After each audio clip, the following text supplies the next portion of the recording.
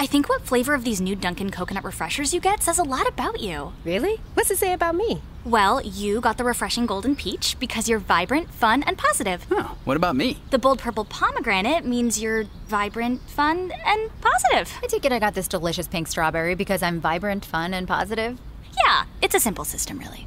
Share the shine. Enjoy a medium Dunkin' coconut refresher for $3. Order ahead plus earn rewards. America runs on Dunkin'. Participation may vary. Limited time offer. Excludes classic Dunkin' refreshers.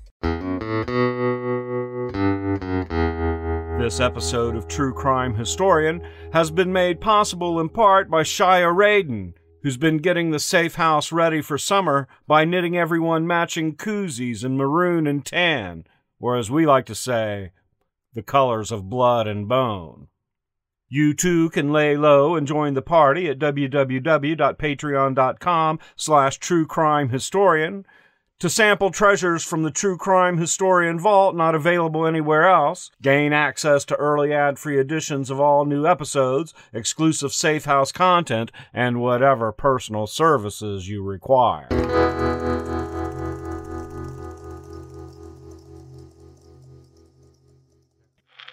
Popular.com.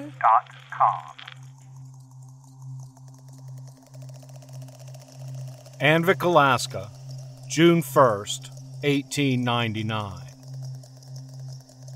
Mrs. Viola and Katie Patterson, New Orleans, Louisiana. It is my sad duty to inform you of the death of your father, Mr. Robert Patterson, which took place at Christ Church Mission, Anvik, Alaska, on the morning of April 8, 1899, at about 8 o'clock. I will give you a brief outline of the circumstances that led to the tragedy.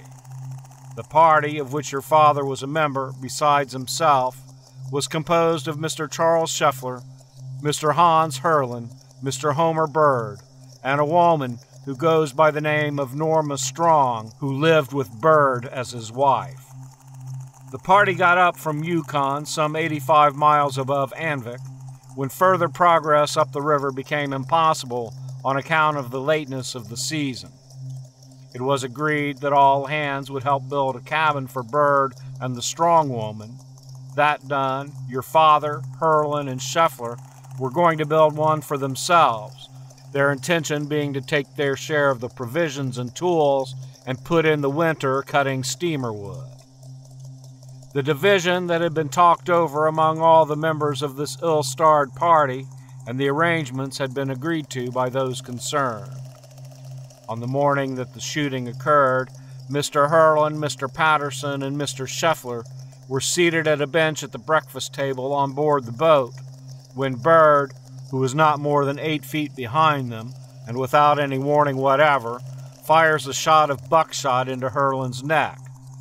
His head simply fell forward, and he was dead. Bird next shot at Mr. Patterson, whose back was toward him, the charge entering his shoulder. Mr. Patterson jumped from the table and sprang overboard. Bird shot at him again while he was in the water, but did not hit him the last time. At this point, Mr. Scheffler interceded, and Bird concluded not to finish him this time. Bird watched both Mr. Patterson and Mr. Scheffler like a hawk during the long winter, and for many weeks after the shooting, no stranger was permitted to see inside the cabin where your father lay sick, and when at last a visitor was admitted, Bird was always as watchful as a cat, thus making it unsafe, in fact impossible, to communicate with anyone outside. Fortune favored Mr. Chapman and myself when we went up for your father. Mr. Chapman found him alone in the cabin, the door of which was securely barred, and the rest of the party across the river, though in sight. Mr. Patterson asked Mr. Chapman to take him home, and it was decided to start for Anvik with him the next morning, at which time he was wrapped in furs and placed in Mr. Chapman's sled, and by easy stages taken to Anvik. He seemed much better and brighter for a few days after his arrival here. He talked a good deal of his home and loved ones, and had the impression that amid the pleasant surroundings here he would rapidly improve. He was more or less unconscious for several days before his death. Mr. Hendricks and myself made a neat coffin, and he was buried from the little Episcopal church here, Mr. Chapman officiating. As Deputy Marshal, I have charge of all the property found at the cabin at the time of the arrest of Bird. It consists of one small steam launch, some provisions and tools. These will be sold and the proceeds placed in the hands of S.B. Shepard, the United States Commissioner at St. Michael's. Mrs. Patterson will doubtless hear from him later in regard to Mr. Patterson's share. It is from a photograph found among your father's effects that enables me to write to you, as it has your names on the back. I found several other things of your father's, which you will doubtless value, photos, handkerchiefs, etc. I will forward them to you when I get to St. Michael's. Mr. Bird has confessed to the shooting of both Mr. Hurlin and your father. Besides, your father made a statement before his death to Mr. Chapman and myself. Then we will have the testimony of the two eyewitnesses. In no way was your father to blame for the trouble. On the morning that the shooting occurred, he was sitting at breakfast unarmed, with his back to Bird. Very respectfully, Wallace W. Blaine, Special Deputy United States Marshal, Anvik, Alaska.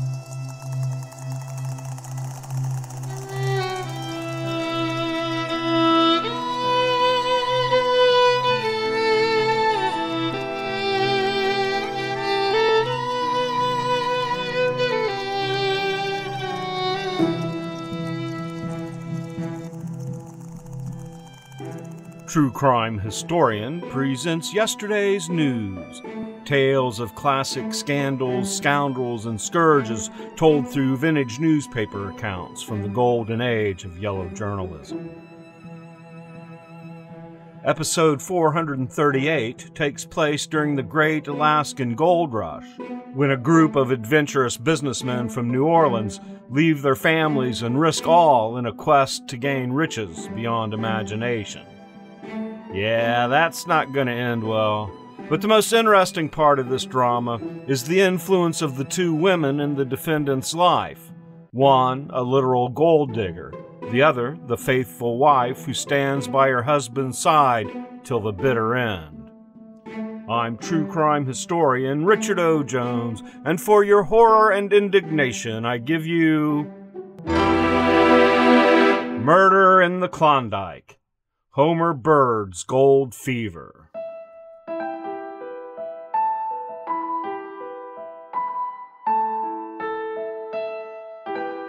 During the year 1896, when the first rumors of the wonderful discoveries of gold in the Klondike reached this city, there were many men willing to abandon their established businesses with the hope of gaining vast wealth in a short time. Dozens of expeditions were planned, but the majority of these ended happily by a failure to gather the necessary funds. The Klondike Club was formed by half a dozen men, but this also followed the path of the others.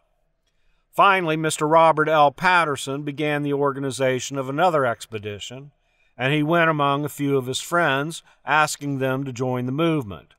Charles Scheffler had been a printer and pressman for Patterson, and he was one of the first who expressed his willingness to undertake the hardships.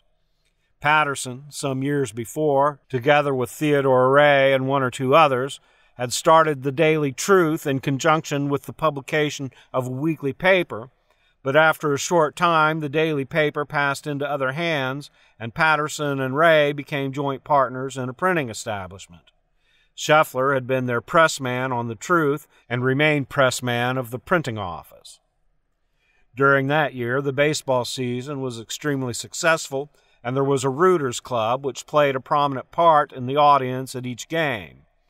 Patterson was a member of the club, and in this way first met Homer Bird, another great lover of the game. Months later, the Rooters ball team and the team from the Mechanics, Dealers, and Lumbermen's Exchange, with Bird as a leading member, played for charity.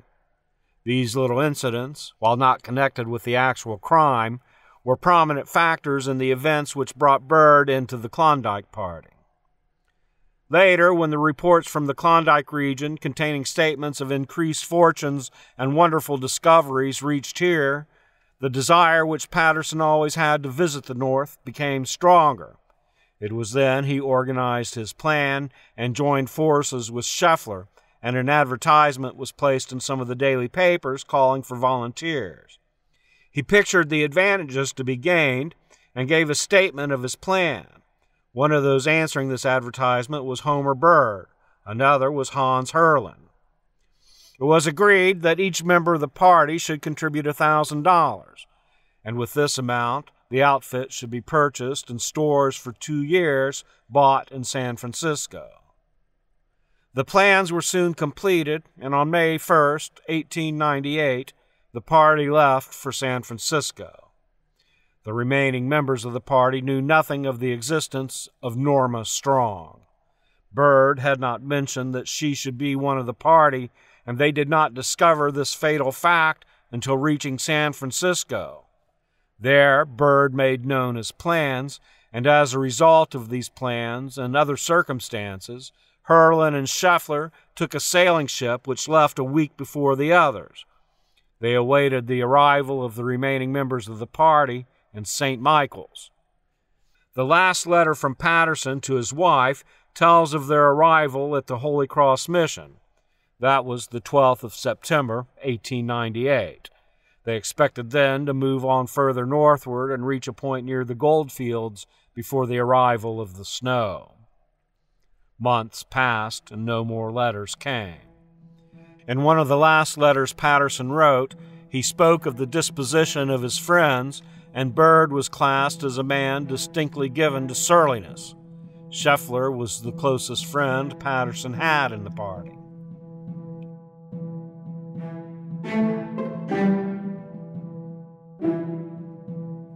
The news of this horrible crime has cast a deep sorrow over 3 homes.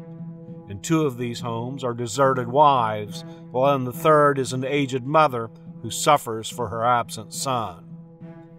The first news of the distressing affair which Mrs. Bird received came from the Picayune on Friday night. She had not received a letter from her absent husband for months, and the sudden breaking of such news was a terrible shock. The last information she had received told of the plans being made for the winter and spoke encouragingly of the outlook. The party was still at the Holy Cross Mission and had expected to leave for the upper rivers a few days later. Time after time she had written, but no answers came. The departure of her husband for the Klondike was quite a surprise to her, although he had been talking of the proposed plan for months. One day, shortly before the beginning of May, he informed her of the business arrangements which would keep her supplied with funds, and a few days later he departed. They have been married for 17 years and have 5 little children. Years ago, before the wedding, Mr. Bird entered business for himself as a boss plasterer, and he had once been a member of Bird and Harney, but the firm only lasted a year. He joined the Mechanics Exchange about 8 years ago and has been an active member. When the big buildings were being constructed throughout the city, he successfully secured contract after contract and really had no business reasons for leaving the city. He was in charge of the plastering work on the Harmony Club, the A. Schwartz Building, the Grunwald Hotel, Sacred Heart Church on Canal Street, and many of the largest residences. The existence of Norma Strong was known to the devoted wife, but she was under the impression that this attachment had ended years ago. The discovery of her mistake was the most cutting part of the sudden blow. True, she had been left without want, but the necessities of life did not satisfy the heart of a devoted wife. To the members of the exchange, Norma Strong was a familiar creature. There are members of the body who watched the extraordinary attachment for this woman of the world, and they wondered at the remarkable influence she seemed to retain over the usually cool-headed businessman. They have known incidents where he abandoned contracts, willfully failed to keep appointments, and many incidents where neglect to business was caused by this great desire for the society of the fascinating adventuress. They charged her with being the real cause of the crime, for they knew the true nature of the man. Whenever an enterprising move was made in the exchange, Homer Bird was one of the leaders. He was one of the first to plan movements which would bring about advancement to the city and the branch of business the members represented. For this reason, and on account of his remarkable energy, he was made member of many committees and chairman of several of the most important committees appointed in years. He was a leading member of the body. Rough on the surface, he was kind-hearted in reality and charitable to a fault.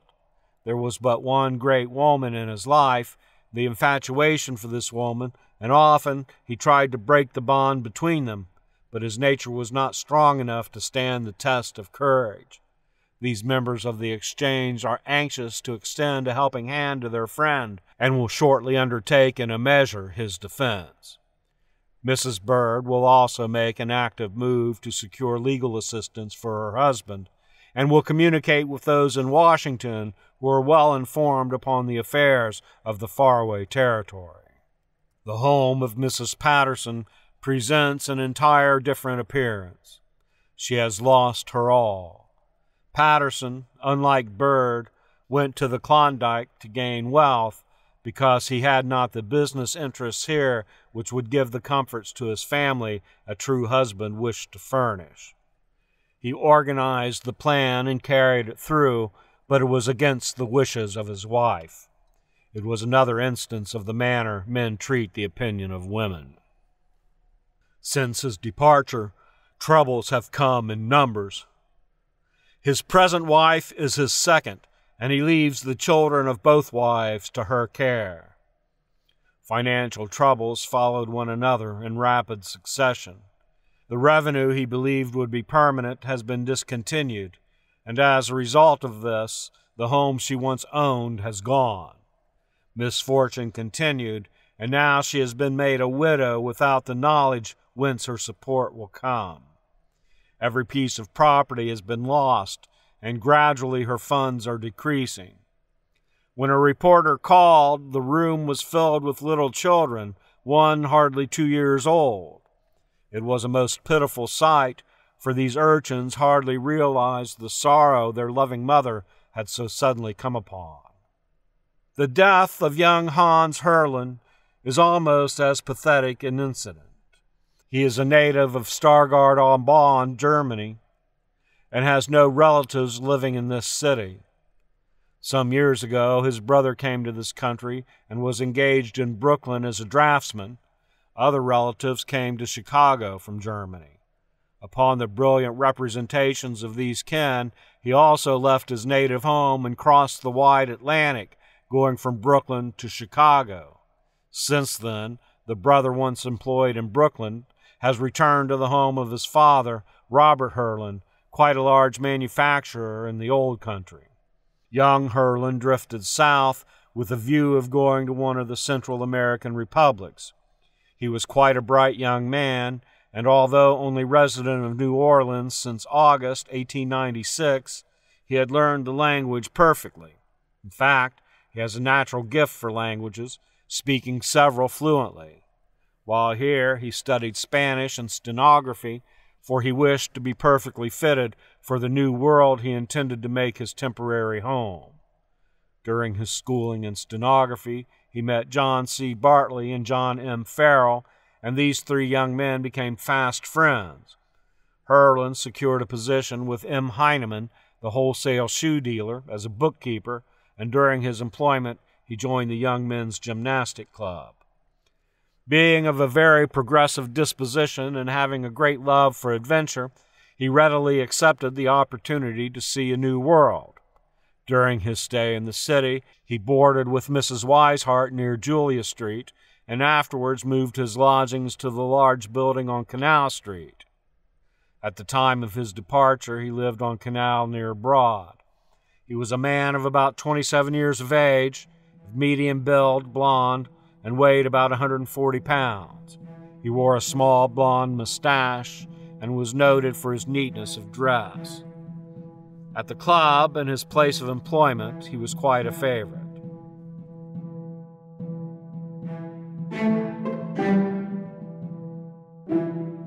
There is but little known of the true details of the affair, but the life of some few of the members of the fatal party shows that the crime and its incidents was founded upon and surrounded the one disturbing element, the woman in the case. She had played a prominent part in the career of the man charged with the horrible deed, and had brought suffering and sorrow, almost neglect and ruin, to the home this man once treasured as a sacred place.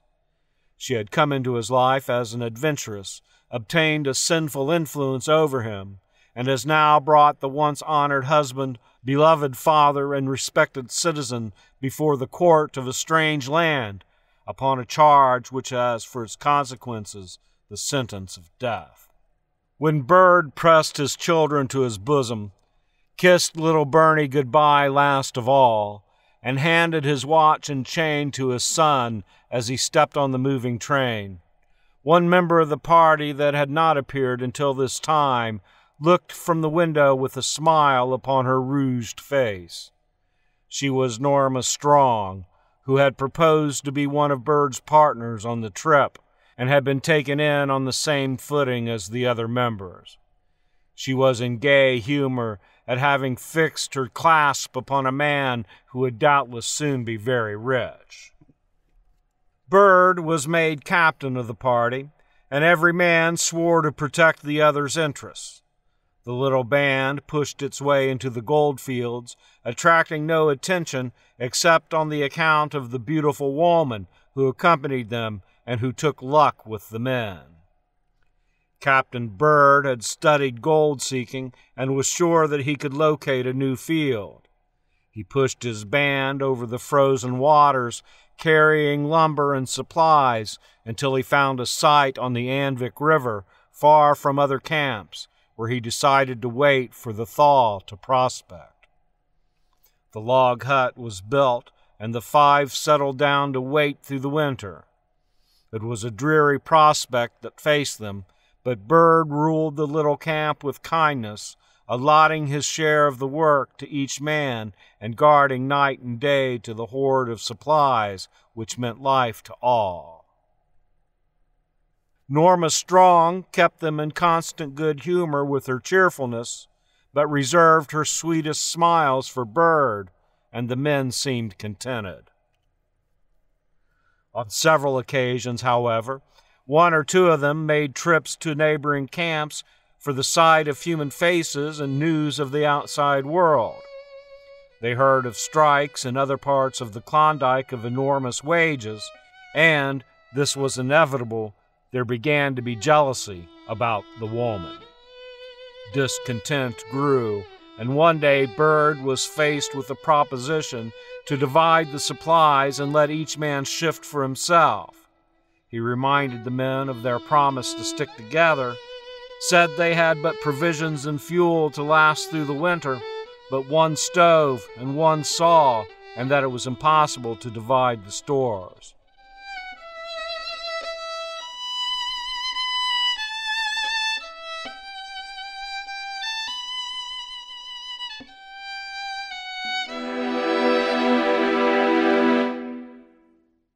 This message is sponsored by Amazon. I want to get back to kissing the cheeks of my grandbabies, making Sunday dinner with a house full of family and lots of laughs. COVID-19 has changed how we live and how we feel, but now there are vaccines. It's okay to have questions. Now get the facts. Visit getvaccineanswers.org so you can make an informed decision about COVID-19 vaccines. It's up to you. Brought to you by the Ad Council. Been thinking about McDonald's all day. Can't get it off my mind. I can already taste it. Ooh, got my mind on my mouth and my mouth ready for some Mickey D's deal. There's a deal for every moment at McDonald's. Right now, get 2 of your favorites for just $3.50. Mix and match a classic McChicken, a hot and spicy McChicken, or a juicy McDouble. Price and participation may vary. Cannot be combined with combo meal. Single item at regular price. Here's a helpful hint. You can easily avoid the advertising by listening to True Crime Historian at the Safe House. Register at www.patreon.com/truecrimehistorian.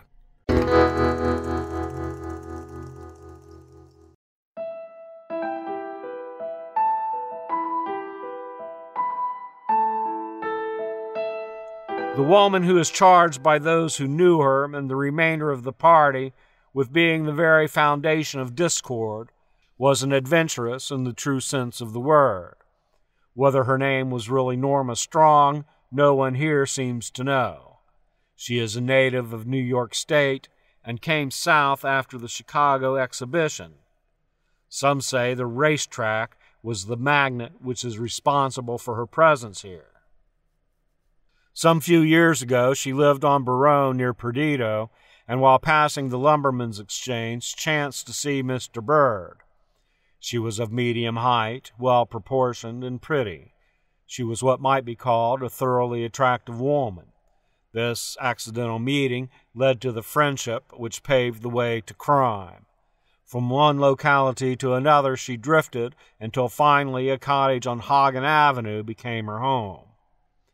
No one knows exactly how she managed to become one of the gold hunters, but the wonderful influence she exercised over the unfortunate contractor leads them to the belief that she wished a summer outing on the Pacific coast.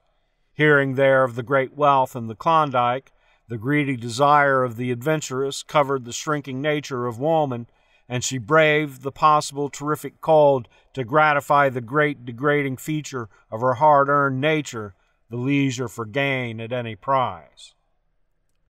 What was once intended to be an honest effort to secure from the wonderful lands of the Klondike some of the heaps of gold which stories said were there, proved to be a distorted failure.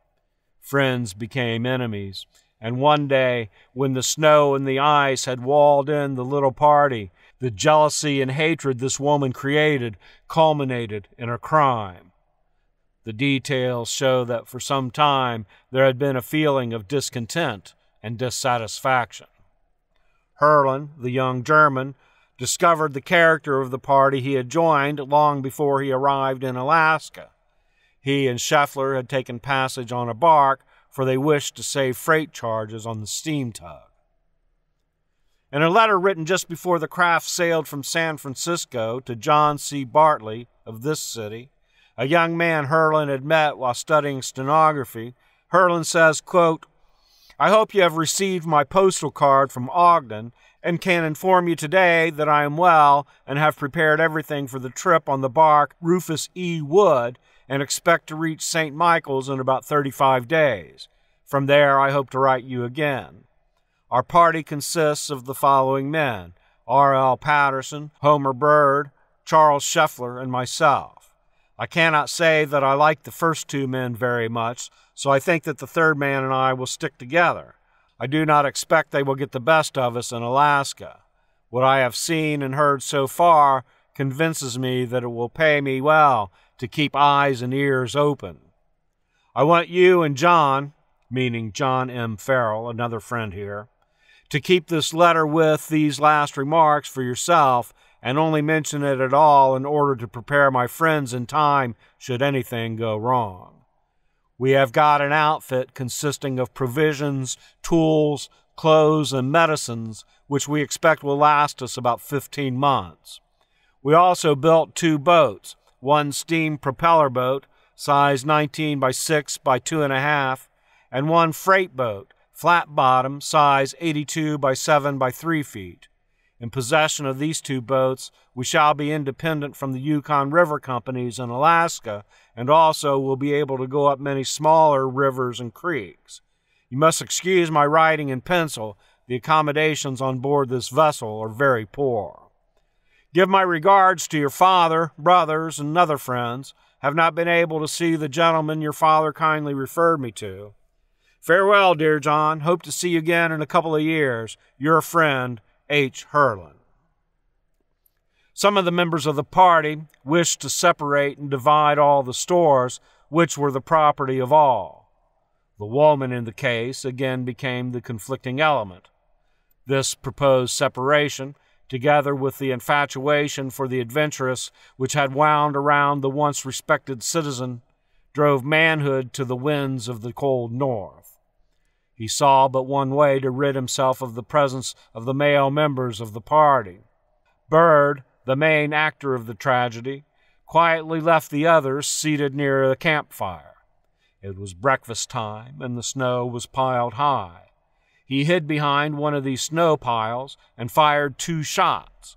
Patterson, who had been the leader of the little band of gold hunters, and one of the men whom Bird most hated, was wounded, shot in the back. Hurlin, the young German, who had accompanied the party more for the love of adventure than a hope for gain, was killed instantly. The true nature of the man asserted itself. He threatened the one remaining man, Scheffler, and even the woman, but he evidently knew the nature of the woman well enough to expect silence from her.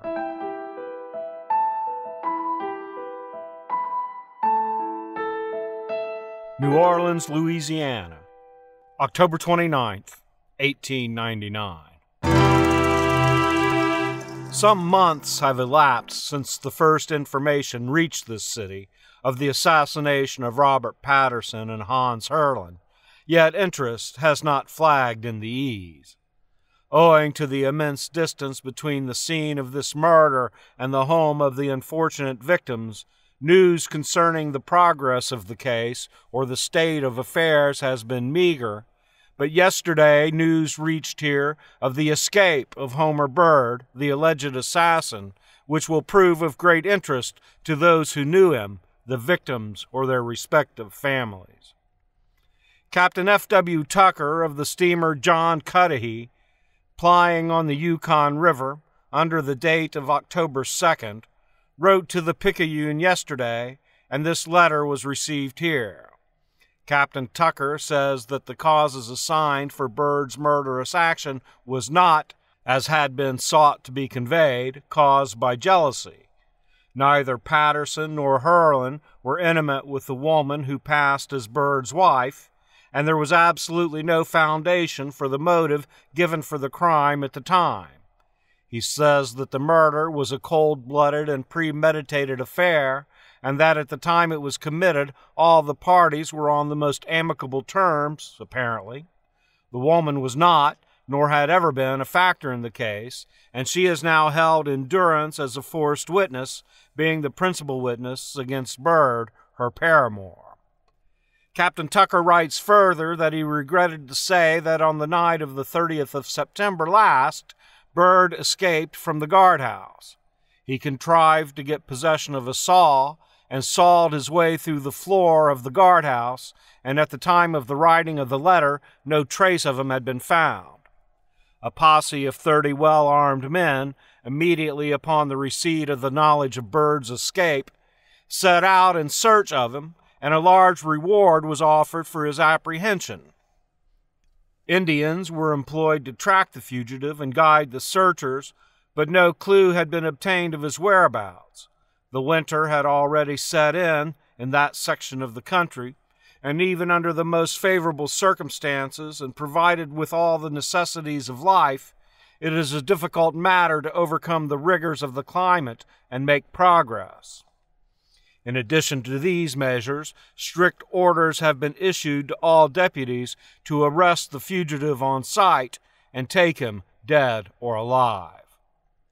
Mr. Charles Scheffler, who was one of the party and who has been detained as a witness, and the woman have, since Bird's escape, kept very close to their quarters, fearing that Bird would seek to carry out threats he had made to wreak vengeance upon them for giving testimony against him. Captain Tucker appears to think that Bird's chances of escape are very small and that he will be recaptured in a short time. In fact, perhaps he has already been rearrested.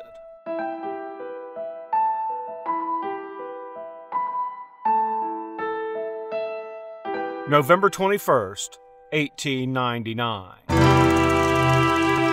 Mrs. Annie Marie Bird, wife of the New Orleans Klondiker Homer Bird, has forgiven her erring husband and will go to Alaska to help him in his fight for his life.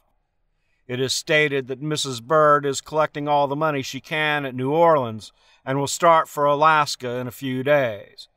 This determination of the wife, in the face of the claim that Bird went to the Klondike with Norma Strong, has aroused great sympathy for her. When Bird found himself face to face with the law, he telegraphed his wife to come and help him out. She says she will not disappoint him. She will leave 5 children in care of relatives.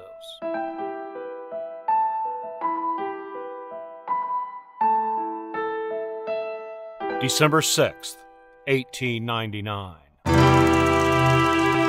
Norma Strong, the second witness for the government in the Bird murder case, took the witness stand late Saturday afternoon. She is a very attractive woman weighing about 135 pounds, dark hair and eyes, and was dressed in a red waist and black skirt, black walking hat, and gray cloak, and appeared ready to testify with some degree of pleasure against the man who had kept her from becoming a common street-walking prostitute, even at the cost of his social and family relationships. Bird looked her squarely in the face when she took the stand, but she appeared to evade his gaze. The attorneys for the defense asked that the jury be excluded while they asked the witness several questions. This the court granted, and Maloney asked her whether or not she had not married Bird in New Orleans in 1897 under the name of Mabel Pittman. The witness answered no. Maloney then asks if she had not at one time married Bird under the name of Willie Evans. The witness answered no. Maloney then asked the court to instruct the marshal to search the witness's trunk for a marriage certificate under the name of Evans and Pittman. The court denied the request. Mahoney then asked time to issue an order on the witness to bring such documents into court. The court instructed the trial to proceed and for the order to be made out. The strong woman's testimony was of the skyrocket order and was perhaps the most brazen piece of testimony from the character of her relations with the defendant that has ever been heard in the district court. She stated that she was 34 years of age, born in Indiana, and was married in 1883 and separated in 1888 from her husband, being now a grass widow. In 1892, she went to New Orleans, and in 1894 she met Bird, who, noticing her on the street while she was passing, left the car and followed her to the back end of a saloon, where, after introducing himself as Willie Evans, he purchased her ice cream, giving her his address and asking her to write to him. This he finally did, thinking his name was Willie Evans, and soon after began living with him as Mrs. Willie Evans. He accidentally dropped a letter one day addressed to Homer Bird, and by looking in the directory she found that he was married. Later, Mrs. Bird caught them living together, and she was forced to move. But Mrs. Bird finding them at each new place where they would go, she finally was forced to go home on a visit. On her return, the relations were resumed with Bird, and he asked her to go to the Klondike. She met Patterson and Scheffler in New Orleans as Mrs. Bird, and met Hurlin in San Francisco. She left San Francisco as Mrs. Birdie at Patterson's suggestion. Patterson went under the name of Gaines, as he was afraid his wife would know that there was a woman in the party. Norma Strong resumed the stand at this morning's session to tell of the murder. The party went into winter quarters at Dewey Landing on the Yukon. Bird made threats against the others to her on the morning of the killing. The witness had prepared breakfast, and Patterson, Hurlin, and Scheffler sat down in the stern of the boat eating, Bird behind and witness in front of them. She heard the gun click, looked up, and so did Scheffler. Bird said, "Now I've got you," and shot Hurlin. Scheffler cried for mercy. Patterson ran behind her, and then the witness ran and Bird shot Patterson, who jumped overboard. Bird went to the bow of the boat, where he again shot at Patterson, who crawled out on the beach and cried for mercy. Here, the defendant sprung up and cried that the witness was lying and that they were trying to murder him. Several U.S. Marshals forced the prisoner back into his chair, and his attorneys quieted him. The witness resumed, quote, Scheffler then came on board, and Patterson shook hands with Bird and said, "For God's sake, think of my family and save my life." Bird said he had thought of both their families, unquote. The witness carried guns, while Scheffler and Bird carried Patterson to the cabin where he was taken care of. Bird wanted to row out in midstream and throw the body overboard. Bird then dug a hole and put a blanket over the body of Hurlin, and the witness saw Hurlin's face. The witness was forced to take the body's feet to assist Bird in getting the body to the hole. While getting out of the boat, Bird slipped and the body fell on top of him. The body was buried in a sleeping bag. The witness said that Bird wanted her to swear that they were plotting to kill him, and she promised to do so. 2 men came to the cabin the next day after the shooting, and witness told them that all the men were out. Bird wanted to kill Scheffler.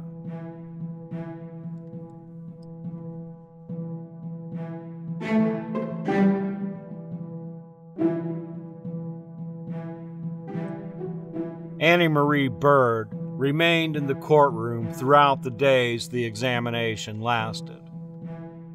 General Friedrich conducted the prosecution for the government, and the greatest care was used in the selection of a jury.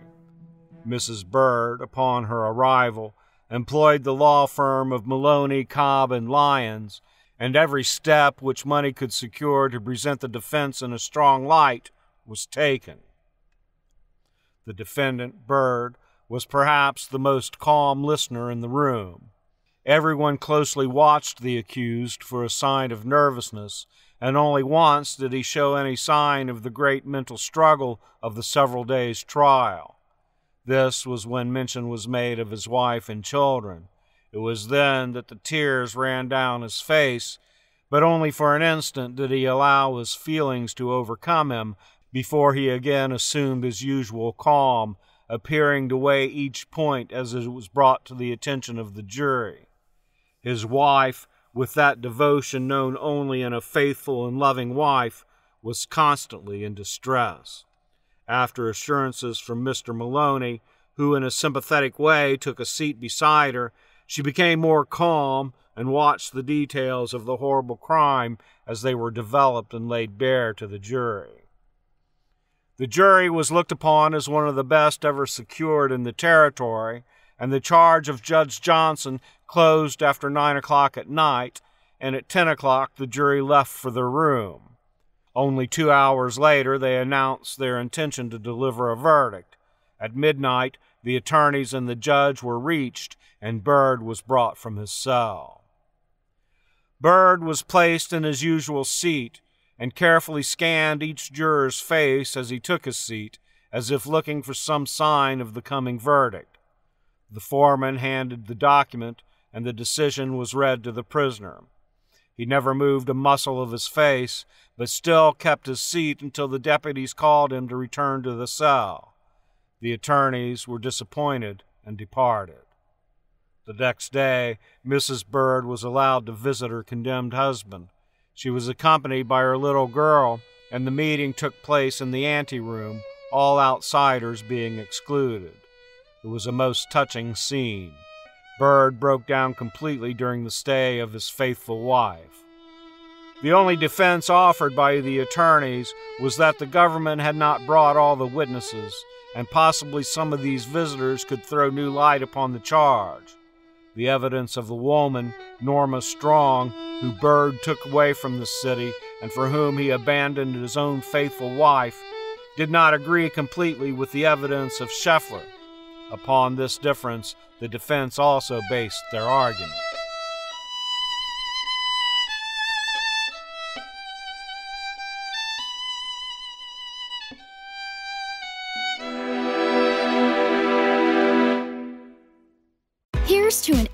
summer, Plato's Closet pays you cash for clothes, so you have endless possibilities for more summer adventures. Done with that top? Sell it. Are those sandals just not your thing anymore? Sell them. Plato's Closet pays you cash on the spot for your gently used clothing, shoes, and accessories for guys and girls in their teens and 20s. If you want summer fun, get cash for clothes at Plato's Closet. Plato's Closet is now hiring. Find us in Fairfax in the Greenbrier Shopping Center and in Manassas at the shops at Signal Hill. I don't know what I was thinking when we named our dog Kitty. And this sweetie's become a true family member. So when we vacation, she comes too. That's why we love Red Roof. Not only are they pet friendly, you also get a great price on clean, comfortable rooms so you wake up rested and ready to hit the road again. And this summer, when we rest and repeat at Red Roof, staying 2 separate times can earn us a free night. Isn't that right, Kitty? Book at redroof.com. The only thing better than grinding all night for your side hustle is your roommate picking you up with Mickey D's breakfast. The perfect pickup deal. There's a deal for every morning at McDonald's. Right now, taste breakfast perfection when you get a warm and savory sausage McMuffin with egg for just $2.50. Price and participation may vary. Cannot be combined with combo meal.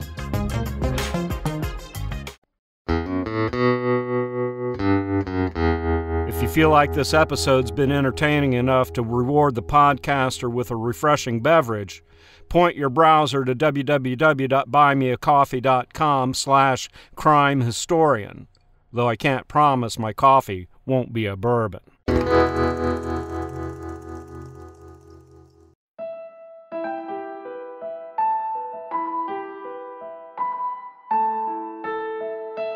December 13th, 1899. Alaska may well be proud of her criminal record. It is generally the case that the lower and criminal classes flock to all new gold fields, but that this is not so in Alaska is proven by her criminal court records. The exception that proves the rule, however, is the conviction of Homer Bird for the murder of J.H. Harlan. Today, Bird was sentenced by Judge Johnson to hang by the neck until he was dead. The execution was set for February 9th, 1900, between the hours of 10 a.m. and 4 p.m.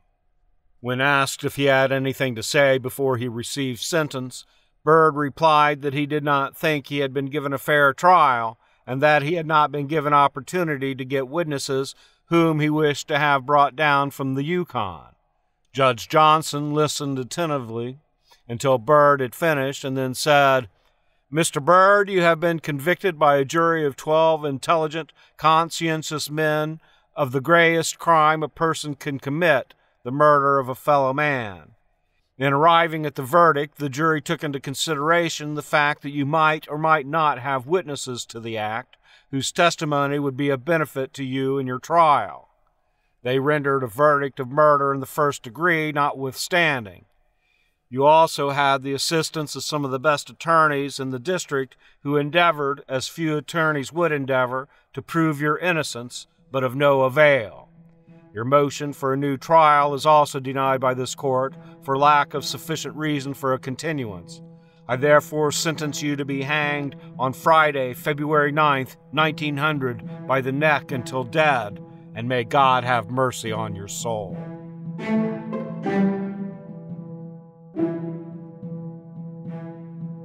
When Homer Bird was arrested for murder, his faithful wife, Annie Marie Bird, cabled asking of what assistance she could be. Acting under the instructions received from her prisoner husband, she drew upon a local bank for a large sum, and during the middle of October left for the cold regions of Alaska with the funds to be used in defending the criminal. She was present during the trial and when the jury brought in its verdict of guilty. Now she will have the lawyers employed to defend the condemned man appeal the case to the higher courts and ask for a new trial. Before leaving, Mrs. Bird, who was one of the most faithful wives and devoted mothers, appealed to members of the exchange of which her husband had been a member. She brought a petition requesting the President of the United States to treat the accused kindly. The members of the exchange did not sign the document. They were willing to do all in their power to assist the wife in her trouble, but were not willing to lend the slightest influence to secure leniency for the man. Homer Bird had been a member of the exchange for a number of years, but he was never a prominent member. Once he served on the floor committee, but he never held other office. During last December, when the year of the exchange closed, he resigned his membership, and when he departed in May, he was not on the rolls of the body. Mrs. Bird and friends of the accused had tried to circulate a list by which funds could be raised to increase the methods of defense, but this plan was abandoned. Bird did not leave his family destitute, and his wife carried north money which had been left by her husband, and it was this fund which secured the attorneys for the defense. Mrs. Bird will remain in Alaska until after the final disposition of her husband's case.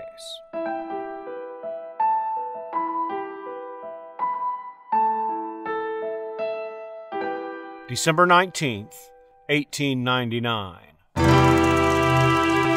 The steamship Cottage City, which arrived Saturday morning from Juneau and left in the evening for Sitka, carried one of the most notable and diverse aggregation of individuals, all peculiarly Alaskan, that have ever called at the port or traveled together. They embraced the greater number of high officials of the district bound home from court, 6 prisoners, including Homer Bird, the notorious murderer, sentenced during the week for execution in Sitka in February, 3 chubby moon-faced women who have been witnesses in Juneau in murder cases, and a band of natives of all ages and sizes bound for the capital. The prisoners and the Eskimos and the Indians occupied the steerage, and there presented a motley and picturesque scene.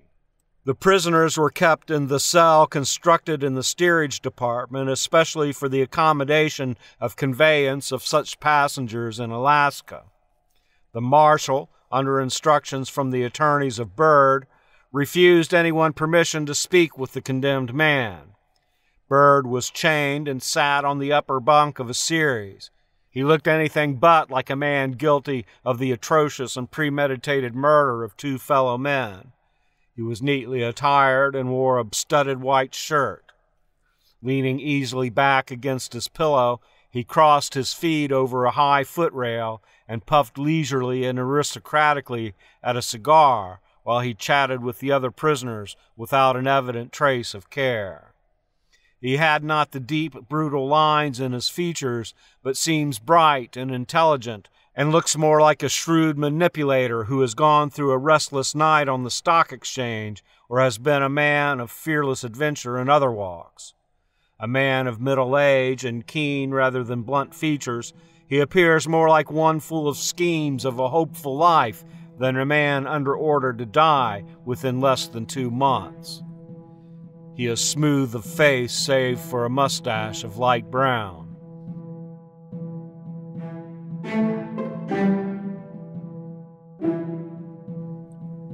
Annie Marie Bird has left for New Orleans on the Topeka. Mrs. Bird's devotion to the convicted murderer is certainly to be commended. She promised to love, honor, and cleave to him, and this she has done.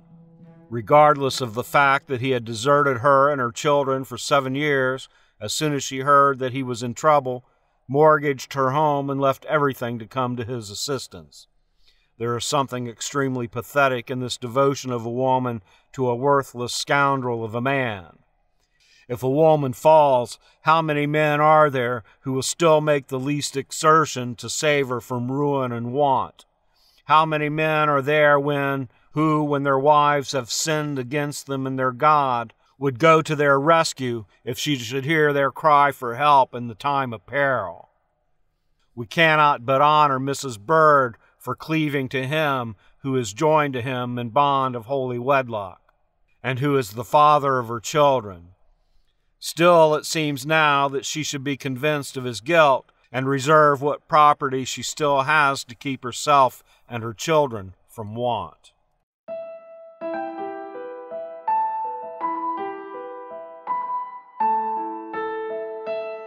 December 31st, 1899. Last Wednesday morning, Annie Marie Bird, the devoted wife of Homer Bird, returned from her fruitless mission to the Klondike regions. Mrs. Bird, with a young child, a little girl, traveled all the way from the far south to the far north to intercede for and to make an effort to save her husband from a felon's death on the scaffold. Mrs. Bird, in relating the occurrences which took place there, said that when she left here she was buoyed up with hope, but she returned almost despairing, and except the assurances given her by the lawyers she had employed in Juneau that they would surely succeed in securing a new trial for her husband, which was sure to result in an acquittal, she had lost all hope. Her husband, she claimed, had not been given a ghost of a chance for his life, but the trial was hurried through with undue haste, and in 4 days' time the jury was selected and impaneled, all the witnesses had been heard, and the case submitted. The jury brought in a verdict of guilty in about 2 hours' time. The judge pronounced the sentence, and what she deemed most strange, he also fixed the day for the execution. She was aware of the law in Louisiana in which the governor fixes the date of the execution, and knew also that Alaska is a territory and therefore has no governor, but she thought in such cases the president had the power of fixing the time and place of execution and no one else. She said that she had nothing to complain of on the score of her reception in that bleak and cold country. The court officials and everyone else whom she came in contact with have treated her with great kindness and respect. She claims, however, that there was one exception to this, and that was Deputy United States Marshal C.W. Vaughter of St. Michael's. She had written an imploring letter to him prior to her departure from this city, asking him to write her some details of the terrible accusation against her husband, but although he received her letter, as she subsequently ascertained, he would not reply to her anxious inquiries. The newspapers in Alaska, she said, had abused her husband before he went to Juneau and gave him a bad reputation, but before the trial concluded, they changed their opinions somewhat, and when they saw the man on trial, they changed entirely and said that he looked to be anything but a desperate criminal, such as they had represented before. She says she intends to make every effort in her power to obtain for him a new trial, at which the witnesses for the defense at St. Michael's who were denied to her husband at his trial in Juneau will be heard. Mrs. Bird has received sympathy from a large number of friends of both herself and her husband, but the difficulty lies in knowing where to proceed to work in securing for her husband what his lawyers are so anxious to secure, and that is a new trial.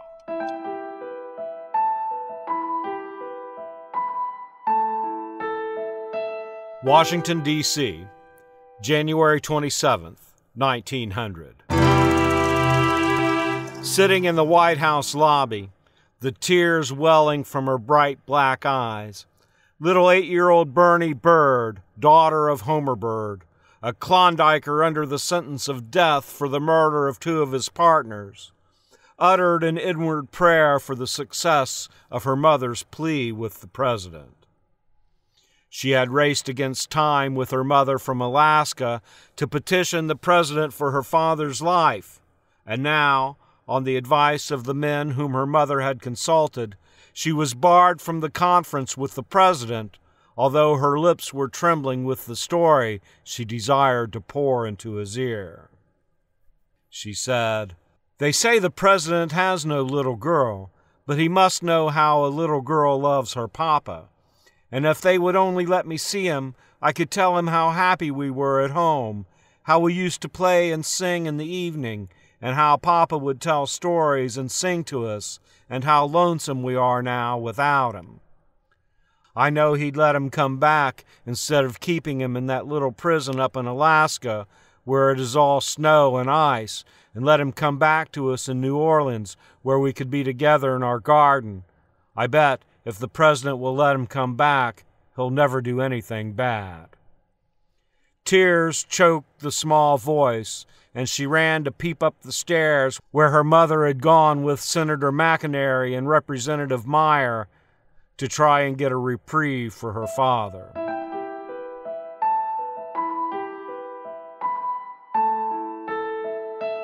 Washington, D.C., February 24th, 1903. President Roosevelt's determination not to interfere in the carrying out of the sentence imposed upon Homer Byrd, the Alaska murderer, settles the fate of the prisoner today. No message could now be dispatched in time to reach the prisoner before March 6th, the date set for the execution. Byrd was convicted on 2 trials, the second having been granted on a technicality raised by his counsel. When the second verdict had been given, an appeal to the higher court was taken and the sentence affirmed there. The Department of Justice considered the case when an application for commutation of sentence was made through the continued efforts of Byrd's deserted wife. The latter advanced the theory that no sentence should stand against her recreant husband, since the main evidence and all the direct testimony was given by a depraved woman whose word ought not to have been taken even under oath. The Attorney General held, however, that the attendant circumstances were of such an atrocious nature that nothing could excuse Byrd's double murder, and as the facts were not denied, the sentence should stand. The President approved this opinion of the Department of Justice and refused to interfere. Mrs. Byrd has been in Washington for 10 days past with her 12-year-old daughter and aroused public sympathy by tearful accounts of her love for her husband and of protest that her children should not be left fatherless. In view of the fact that Byrd had deserted his family 6 years ago, the Attorney General declined to put these pleadings above the plain law and the facts in the case as brought out at each hearing in the courts.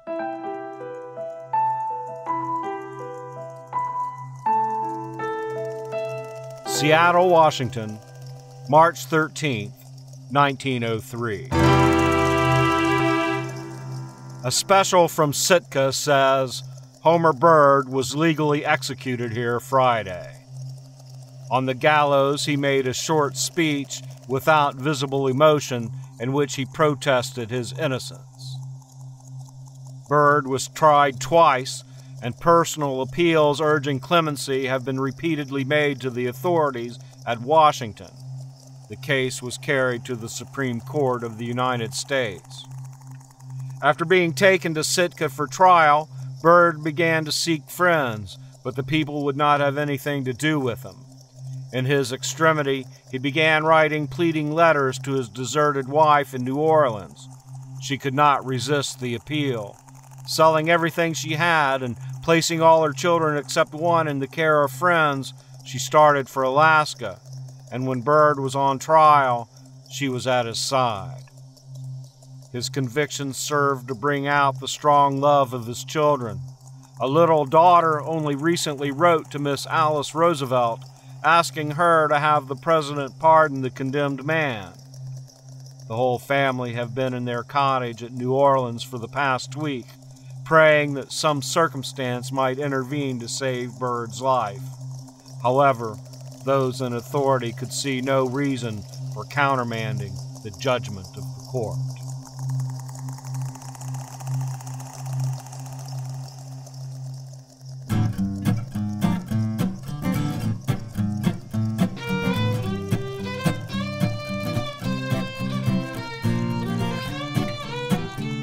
That was Murder in the Klondike, Homer Byrd's Gold Fever, culled from the historic pages of the Times-Picayune, the Washington Times, the Alaska Daily Mining Record, and other newspapers of the era.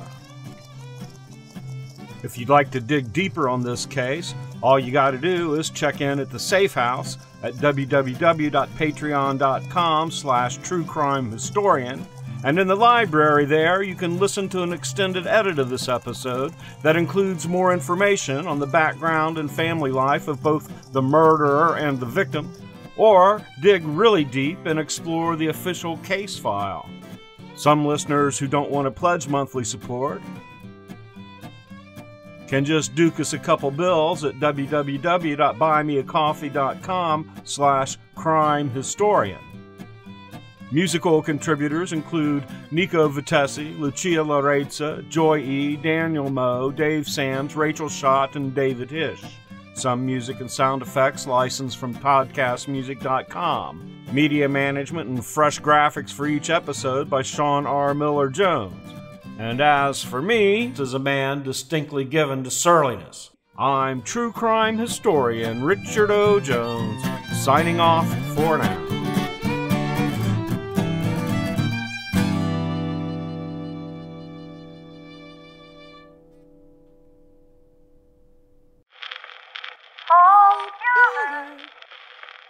I think what flavor of these new Dunkin' coconut refreshers you get says a lot about you. Really? What's it say about me? Well, you got the refreshing golden peach because you're vibrant, fun, and positive. Oh, what about me? The bold purple pomegranate means you're vibrant, fun, and positive. I take it I got this delicious pink strawberry because I'm vibrant, fun, and positive. Yeah, it's a simple system, really. Share the shine. Enjoy a medium Dunkin' coconut refresher for $3. Order ahead plus earn rewards. America runs on Dunkin'. Participation may vary. Limited time offer. Excludes classic Dunkin' refreshers. Been thinking about McDonald's all day. Can't get it off my mind. I can already taste it. Ooh, got my mind on my mouth and my mouth ready for some Mickey D's deal. There's a deal for every moment at McDonald's. Right now, get 2 of your favorites for just $3.50. Mix and match a classic McChicken, a hot and spicy McChicken, or a juicy McDouble. Price and participation may vary. Cannot be combined with combo meal. Single item at regular price.